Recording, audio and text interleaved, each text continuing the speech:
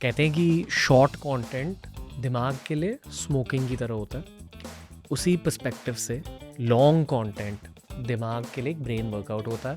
Welcome to TRS class. मराठों में क्या चल रहा था यहाँ? हाँ, यहाँ पे मराठों में दो चीजें चल रही थी. एक तो शाहू महाराज उस समय पे उसके अंडर में थे, तो वो चाहता था कि शाहू महाराज को कन्वर्ट करे. किसके अंडर?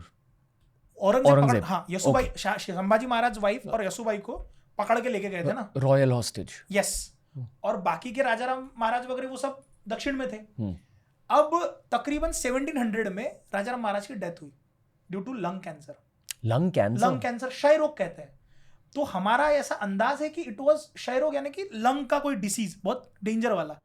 सो इतनी कम उम्र में डेथ होना, क्षय रोग इज टीबी एज वेल और lung cancer as well. Something to do with coughing. Yes. So because when he used to cough, मतलब वो जब खांसते थे तो बहुत खून आता था.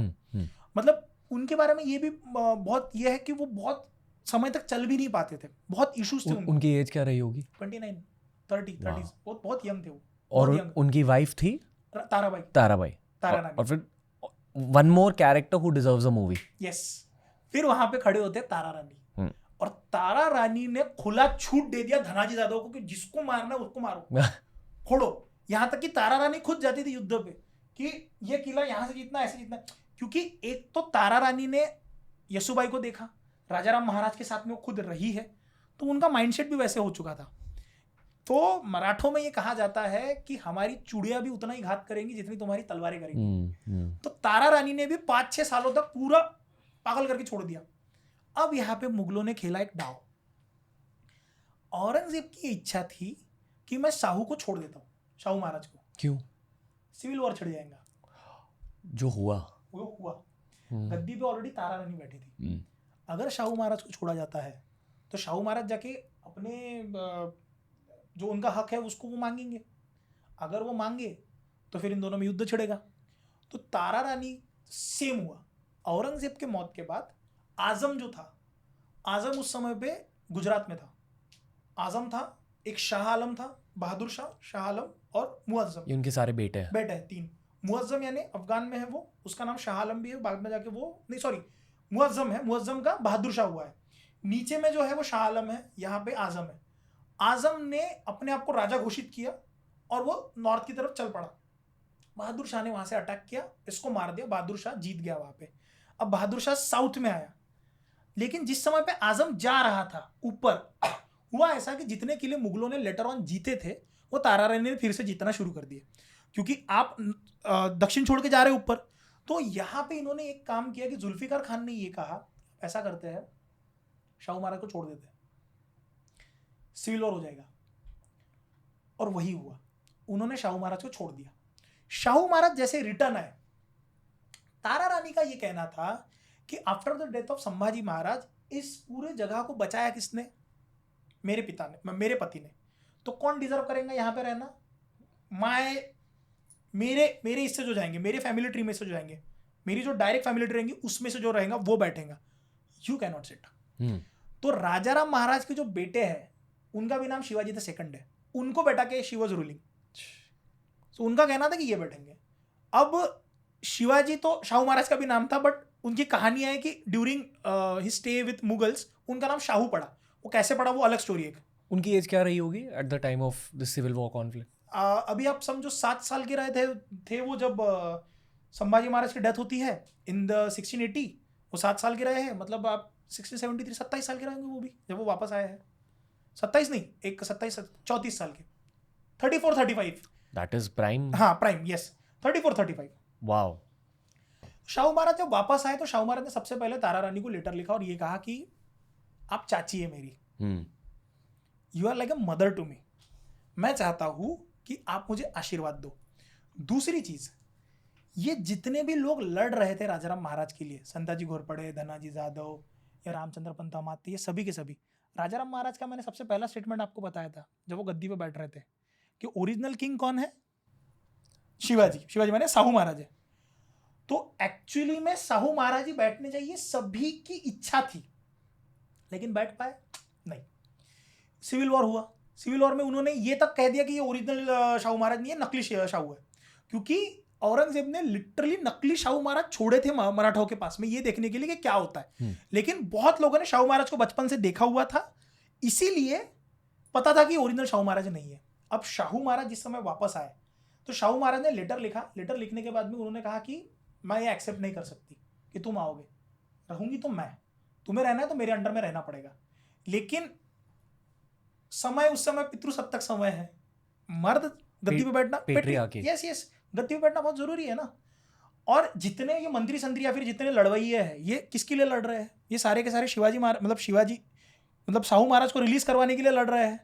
तो वो जब वापस आए तो बहुत सारे लोग शाहू महाराज को जाके ज्वाइंट हो गए। फिर इनका एक छोटा सा वॉर भी हुआ है इन दोनों में, और एक बाउंड्री डिसाइड हुई है। कोल्हापुर जो रहेगा वहां पे तारा रानी रहेगी, सातारा जो रहेगा वो शाहू महाराज के अंडर में रहेगा। रायगढ़ हमने जब खो दिया था तो राजाराम महाराज जिस समय महाराष्ट्र वापस आए थे उन्होंने सातारा में अपनी कैपिटल एस्टैब्लिश की थी। अब सातारा में कैपिटल एस्टैब्लिश करने के बाद शाहू महाराज के लिए जरूरी था कि वो सातारा को अपने अंडर में रखे, अदरवाइज उनको कोई राजा नहीं समझेगा। क्योंकि तारा रानी यहाँ से ये खबरें भी उड़ा रही थी कि भैया ये नकली शाहू महाराज है, ये ओरिजिनल नहीं है, तो वहां पे जाना जरूरी था। तो उन्होंने जब सातारा जीता, सातारा के नीचे में एक बाउंड्री जाती है, वहां से कोल्हापुर का एरिया तुम्हारा, ये हमारा। एक ह्यूमन लेवल पर actually it's mother fighting for love for the son, right? कह सकते हैं। कैसा है ये ना, ये बहुत मतलब दुख होता है इन सब चीज़ों को देखते हुए, क्योंकि दोनों की नीयत सही थी, क्लीन साफ इंटेंट था, बट ह्यूमन लिमिटेशंस। मैं एक और बताता हूँ इसमें क्या हुआ। जिस समय पे शाहू महाराज आए तो शाहू महाराज से ये कागजों पे लिखवाया गया कि you will work as a मांडलिक of Mughal only, you are not going to get independence, you will work as a Mughal व्यक्ति ओनली, राइट। तारा रानी ने सबसे पहले ये कहा कि वो तो मुगलों के मांडलिक बन के आ रहे हैं, हम कैसे उनको मान ले। ओके। बट जब बहादुर शाह नीचे आया दक्षिण में अटैक करने के लिए, और उसने नीचे दक्षिण में जो शाह आलम को हराया वहां पे, उसको हराने के बाद में वो जब वापस जा रहा था, मुगलों ने फिर से एक दाव फेंका। जितना एरिया मराठों का था वहां से चौथ वसूल करने का राइट चाहिए था मराठों को। तो शाहू महाराज ने अपना वकील भेजा इसके पास में। अब तारा रानी ने क्या कहा है कि भाई ये मुगलों का मांडलिक है, इसे हम एक्सेप्ट नहीं करेंगे। एग्री, इस बात पे तो हम लोग एग्री कर सकते हैं कि नहीं, तारा रानी का खुद का स्वाभिमान है और वो खुद का जहागीर असली रखने चाहती है। शाहू महाराज ने वकील भेजा, तारा रानी ने भी वकील भेज दिया अपना कि हाँ हम भी मुगलों से साइन करवाना चाहते हैं। तारा रानी की गलती ये थी कि वो स्वराज्य से पहले अपने बेटे के प्यार को रख रही थी। That is wrong. स्वराज्य बड़ा है ना सर। यहां तक कि शाहू महाराज ने यह भी कहा था कि आप महारानी करके रहिए, मतलब एक पदवी होती है रानी, और महारानी की जो ग्रैंड क्वीन होती है वो रहिए, आप आदेश दीजिए जैसे जिजाबाई देती थी, हमें वैसे चाहिए आप। उसके लिए भी रेडी नहीं थी। सिविल वॉर कितने टाइम तक चली? लंबा चला है। लंबा चला। हाउ लॉन्ग चला है ना? 30 साल चला है आगे, और क्या 30-35 साल तक सिविल वॉर चला। मतलब ऐसा डायरेक्ट कॉन्फ्लिक्ट वाला वॉर नहीं है वो, जस्ट लेकिन बीच में और वो जो वॉर है, उस वॉर का जो डिसिसिव फैक्टर रहा है वही से बाजीराव पैदा हुए हैं। कि जो बाजीराव ने आखिरी युद्ध फेंका पालखेड़ का, उसके बाद तो सिविल वॉर खत्म हो गया। ओके। सो यहाँ पे ऐसा हुआ कि मैं बाजीराव स्टार्ट करने से पहले आपको एक बताऊंगा कि बाजीराव के जो पिताजी है, तो औरंगजेब के लिए पुरंदरे घर के घराना काम किया करता था। पुरंदरे घराना जो था वो औरंगजेब के लिए काम किया करता था। और बालाजी विश्वनाथ जो थे वो पुरंदरे के बहुत अच्छे दोस्त थे। तो बालाजी विश्वनाथ ने शाहू महाराज को देख रखा था, क्योंकि बीच बीच में जाते थे मिलने के लिए, और शाहू महाराज भी बालाजी विश्वनाथ को बहुत अच्छे से जानते थे। तो अब जिस समय पे ये वापस आए, तो वापस आने के बाद में 1707 में इन्होंने गद्दी ली अपने हाथ में, और धीरे धीरे अपना अष्टप्रधान मंडल बनाना चालू किया। मतलब जो 8 चीफ जो लोग रहते थे उनके बनाना शुरू किया। इसमें फिर जो व्यक्ति का राइज होता है वो है बालाजी विश्वनाथ। बालाजी विश्वनाथ का सबसे बड़ा काम यह है कि जितने भी मंत्री अब तारा रानी के लिए काम कर रहे हैं, उन सारे मंत्रियों को सल्टा के ट्विस्ट करवा के शाहू महाराज के पास में लेके आए। क्योंकि तारा रानी का विजन था कि स्वराज्य पे मैं काम करूंगी, शाहू महाराज का विजन था कि मुझे शिवाजी महाराज का जो सपना है कि मुझे अटक से कटक तक पूरा स्वराज्यमय भारत करना है, वो विजन शाहू महाराज के पास में है। ये सारे मंत्रियों को पटा के देना था। तो बालाजी विश्वनाथ को लेके आएगा। अजीब सा सवाल है, पूछो ना। ये जब 30 साल लंबी जो सिविल वॉर चल रही थी, आपको क्या लगता है कि छत्रपति शिवाजी महाराज क्या सोचते होंगे? मुझे एक बात बताओ, think what is Shivaji Maharaj for you? Like living deity, है ना? He is more to me than a god. Why more than a god मैं कह रहा हूँ? क्यों? माँ पहले या ईश्वर पहले? माँ पहले, हमेशा माँ ही पहले होगी, है ना? क्योंकि हमने 9 महीने ईश्वर को भी माँ से देखा, हमने ईश्वर को जाना माँ से जाना. तो हमारे महाराष्ट्र में कहावत है, मतलब वो कहावत तो नहीं है लेकिन ये लाइन मैंने कही थी, बहुत फेमस हुई थी वो. मैं कहता हूँ कि दिवाली का पहला दिया हम शिवाजी महाराज को लगाते हैं, क्योंकि जिसके वजह से हमारे मंदिरों के दिए आज लगते हैं वो शिवाजी महाराज है. तो ईश्वर को जिसने बचाया वो शिवाजी महाराज है. क्योंकि यदि शिवाजी महाराज नहीं होते, धर्म नहीं होते, धर्म नहीं होते तो आपको ईश्वर कैसे पता चलता, है ना? बूम. इसके बारे में कविताएं भी लिखी गई थी कि मथुरा मदीना होती, काशी की कला जाती, मथुरा मदीना होती, अगर शिवाजी ना होते तो सुन्नत होती सबकी. तो कहने का तात्पर्य ये है कि कैसा लगाऊंगा शिवाजी महाराज को कि जो सब कोई मिलके पूरे स्वराज्य के लिए लड़ सकते हैं, वो आज अपने पर्सनल बेनिफिट के लिए लड़ रहे हैं कि राजा मैं बनूं, मैं बनूं, मैं बनूं.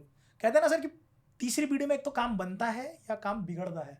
यहाँ पे काम थोड़ा डगमगा चुका था और इसका बेनिफिट बाहरी लोगों ने लिया था. Thank you for consuming this clip दोस्तों. अगर ऐसे ही और क्लिप्स एक्सप्लोर करने हैं तो इस चैनल के प्लेलिस्ट्स को ज़रूर एक्सप्लोर करना.